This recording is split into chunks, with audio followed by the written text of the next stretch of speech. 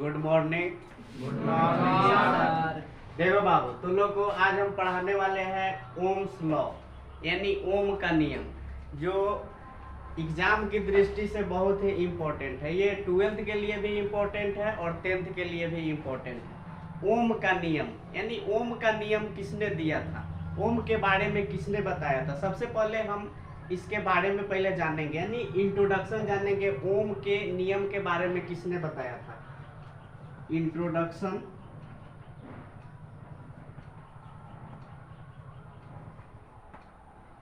Introduction यानी इसका हिंदी हो जाएगा परिचय। देखिए समझिए, एक जर्मन वैज्ञानिक थे जिनका पूरा नाम था जॉर्ज साइमन ओम। क्या नाम था? जॉर्ज साइमन ओम। उन्होंने 1826 ईस्वी में 1826 ईस्वी, वैज्ञानिक का नाम था जॉर्ज साइमन ओम। पूरा नाम था उनका जॉर्ज साइमन ओम। उन्होंने 1826 ईस्वी में वोल्टेज यानी पोटेंशियल डिफरेंस, जिसको हिंदी में विभवांतर कहा जाता है, और विद्युत धारा, जिसको इंग्लिश में इलेक्ट्रिक करंट कहा जाता है, यानी विभवांतर और विद्युत धारा के संदर्भ में एक नियम प्रतिस्थापित किया था, जिसे ओम का नियम से जाना जाता है। ठीक है, ओम के नियम से जाना जाता है। अब ओम ने नियम क्या दिया था, इसके बारे में सबसे पहले समझना है। ओम का नियम क्या था? उन्होंने कहा था, मान लेते हैं कि एक चालक है, कोई भी कंडक्टर ले लेते हैं, चालक, यह एक चालक हो गया। देखिए यहाँ पे एक चालक हो गया, इसका दो सिरा हो गया, एक सिरा ये वाला एक सिरा हो गया, और दूसरा ये सिरा हो गया। ठीक है, और इसके दोनों के बीच का, यानी ये सिरा और ये दोनों सिरे के बीच का विभवांतर क्या होगा?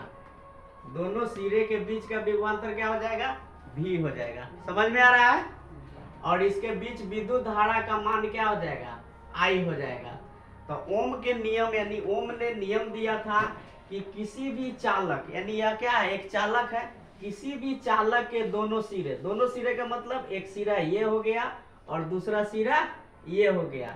किसी भी चालक के दोनों सिरे के बीच का विभवांतर, ये विभव है, बीच का विभवांतर, ठीक है ना, इस धारा यानी इस चालक में उपस्थित विद्युत धारा के समानुपाती होता है। बात समझ में आया कि नहीं? यानी ओम ने नियम क्या दिया था, किसी चालक के दोनों सिरा, एक सिरा ये हो गया और एक सिरा ये हो गया, यह दूसरा सिरा हो गया और यह पहला सिरा हो गया। किसी चालक के दोनों सिरे के बीच का विभवांतर, बीच का विभवांतर यानी विभव ये है, और इस चालक में उपस्थित धारा क्या है? धारा आई क्या होता है? दोनों के समानुपाती होता है, यानी इसको डायरेक्टली प्रोपोर्शनल बोल सकते हैं। जितना वोल्टेज बढ़ाएंगे उतना इसमें क्या होगा? धारा का मान होगा। यानी इसको हम अगर लिखना चाहते हैं डायरेक्ट, अगर गणितीय रूप में लिखना चाहते हैं, मैथमेटिकल, तो ये क्या हो जाएगा? V is directly proportional I। यानी कहने का मतलब है जितना हम वोल्टेज बढ़ाएंगे उतना ही क्या होगा? इसमें धारा का मान बढ़ेगा। अगर वोल्टेज को हम घटाएंगे तो इसमें क्या होगा? धारा का भी मान घटेगा। यानी इसको जैसे हम लिखेंगे V इक्वल टू IR हो जाएगा। V इक्वल टू क्या होगा? IR होगा, जहाँ R क्या है, इसको ऐसे भी हम लिख सकते हैं। पहले ये प्रोपोर्शनल का साइन हटाएंगे तो ये क्या हो जाएगा? R इंटू आई हो जाएगा। होगा कि नहीं? या इसको ऐसे भी लिख सकते हैं, V इक्वल टू, पहले I को लिख देंगे और उसके बाद R को लिख देंगे, जहां पर क्या होगा? R इक्वल टू कांस्टेंट होगा। कांस्टेंट का मतलब समझते हैं? नियतांक, जिसका मान क्या होता है? नहीं बदलता है, नियत रहता है, कांस्टेंट। समझ में आया? ये कांस्टेंट हो गया, यानी V इक्वल टू IR।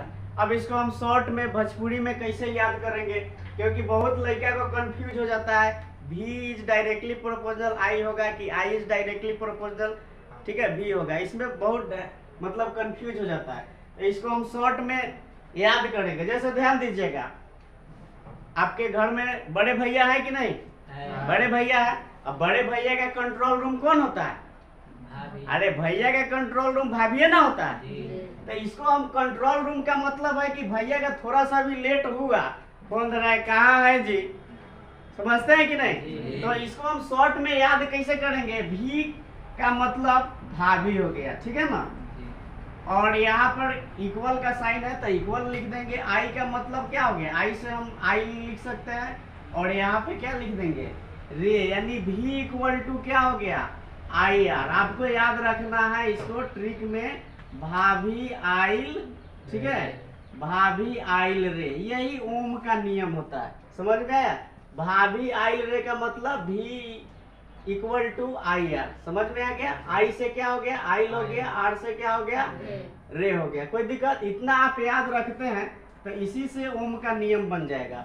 भाभी आइल यानी भी इज डायरेक्टली प्रोपोर्शनल टू आई। आई यानी इलेक्ट्रिक करंट हो गया। समझ में आया? अगर इसको आपको लिखना होगा एग्जाम में तो कैसे लिखिएगा? किसी, यहाँ पे लिखिएगा किसी, ठीक है ना, चालक के दोनों सिरे के बीच का विभवांतर, ठीक है, इसमें उपस्थित विद्युत धारा आई के समानुपाती होती है। कोई दिक्कत?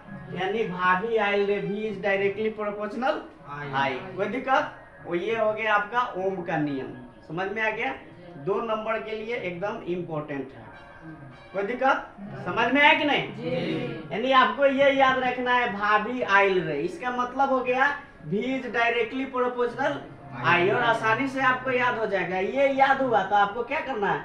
भी इज डायरेक्टली प्रोपोर्शनल आई, यानी वोल्टेज क्या होता है? आई के समानुपाती होता है। जितना हम वोल्टेज को बढ़ाएंगे उतना ही क्या होगा? धारा का मान बढ़ेगा। क्योंकि वोल्टेज का काम क्या होता है? धकेलना। किसको धकेलना? नहीं, वोल्टेज का काम होता है धकेलना। यानी समझिए यहाँ पे ये इलेक्ट्रॉन को क्या करता है? धकेलता है। इलेक्ट्रॉन कहने का मतलब है कि एक तरह से विद्युत आवेश को वोल्टेज होता है धकेलता है। और यहाँ पे नियतांक हो गया आर, तो इसको क्या करता है? आर जो हो गया प्रतिरोध, वह इसको रोकता है, इसको प्रतिरोध बोलते हैं। समझ में आया? जैसे आपसे एग्जाम में पूछेगा प्रतिरोध का ये सही मात्रक क्या होता है? क्या होता है? ओम। ओम होता है, इसको बोलेंगे ओम। ओम लिखिए, ये सही मात्रक ओम होता है। कोई दिक्कत? यानी वोल्टेज इलेक्ट्रॉन को धकेलता है, ठीक है। यानी आप पढ़े होइएगा विद्युत धारा के विद्युत आवेश के प्रवाह को क्या बोलते हैं? विद्युत धारा कहते हैं। यानी धारा को कौन, विद्युत आवेश को कौन धकेलता है? वोल्टेज धकेलता है। समझ में आया कि नहीं? तो जितना वोल्टेज का अधिक मान होगा उतना ही धारा का भी मान बढ़ेगा। वोल्टेज का जैसे मान हम कम करेंगे तो क्या होगा? धारा का भी मान कम हो जाएगा। क्योंकि इसमें जो होगा ना, विद्युत आवेश की गति क्या हो जाएगा? कम हो जाएगा। समझ में आया कि नहीं? अगर वोल्टेज का मान अगर धकेलने वाला, आपको धकेलने वाला ताकत नहीं लगाएगा तो आप धकेलाइएगा नहीं। धकेल देगा तो जाके खड्डे में गिर जाएगा, बड़ी जोर से धकेल दिया।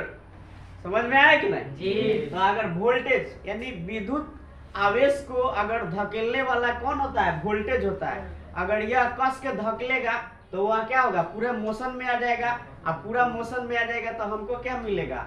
विद्युत धारा मिलेगा। समझ में आया कि नहीं? और धकेलने वाला होता है तो एगो रोकने वाला भी होता है। जिसको रोकने वाला होता है उसको क्या बोलते हैं? प्रतिरोध बोलते हैं, जिसको इंग्लिश में बोला जाता है रेजिस्टेंस। और यह नियतांक होता है। नियत का मतलब नहीं बदलना। समझ में आया कि नहीं? यह हर एक वायर में होता है। रेजिस्टेंस जो होता है हर एक वायर में होता है। बिना रेजिस्टेंस का, ठीक है ना, कोई वायर नहीं होता है। जिसमें रेजिस्टेंस नहीं होगा उसमें प्रतिरोध हो, जिसमें प्रतिरोध नहीं होगा उसमें करंट जाएगा? नहीं जाएगा। तब वोल्टेज जरूरी है किसको बढ़ाने के लिए? करंट को बढ़ाने के लिए। वोल्टेज कम होगा तब करंट आएगा? मान लेते हैं कि लाइट आ गया है, कहिएगा कि बिजली आ गया है, ठीक है ना। अब बिजली आ गया है तो आप चार्जर लगाइएगा जैसे ही बोर्ड में, तो चार्जर क्या होगा? वह बढ़ेगा ही नहीं, यानी उसमें करंट नहीं आएगा, पंखा नहीं चलेगा। बोलिएगा क्या? वोल्टेज कम। वोल्टेज कम करने का मतलब क्या है? वोल्टेज जो है वह विद्युत आवेश को धकेल नहीं पा रहा है, यानी आवेश को मोशन में नहीं ला रहा है, ठीक है ना, इलेक्ट्रॉन को गति में नहीं ला रहा है। जिसके कारण क्या है? करंट तो है आपके पास लेकिन फुल रूप में, मतलब विद्युत जो धारा है वह फुल रूप में नहीं है, जिससे पंखा भी नहीं चल रहा है और जो भी इलेक्ट्रॉनिक सामान है, ठीक है ना, वह उससे नहीं चल पा रहा है। यानी करंट है लेकिन उसको शक्ति नहीं मिल पा रहा है। कोई दिक्कत है? तो इसके लिए क्या होगा, V is directly proportional to I, यानी ओम ने यह इंपॉर्टेंट नियम दिया था कि जितना हम वोल्टेज को बढ़ाएंगे उतना ही क्या होगा, धारा का भी मान बढ़ेगा। समझ में आए कि नहीं? ज्यादा चक्कर पकड़ कीजिएगा ना तो देखिए भाभी जब आ जाएगी तो भैया का बोलती बंद, यानी यह क्या होता है, भैया के लिए कंट्रोल रूम का काम करता है। तो जब वोल्टेज बढ़ा देंगे तो धारा का मान क्या होगा, बढ़ जाएगा। समझ में आया कि नहीं? जी। इसलिए इससे सतर्क रहना है, भाभी पर ज्यादा ध्यान नहीं देना है, पढ़ाई पर ध्यान देना है, कहे कि एग्जाम एकदम नजदीक आ गया है। समझ रहे हैं ना सब? जी। चलिए अब नेक्स्ट, आपको नेक्स्ट जो क्लास होगा उसमें हम केवल रेजिस्टेंस के बारे में बात करेंगे, प्रतिरोध क्या होता है। समझ में आ रहा है? प्रतिरोध के बारे में नेक्स्ट क्लास में हम लोग बात करेंगे।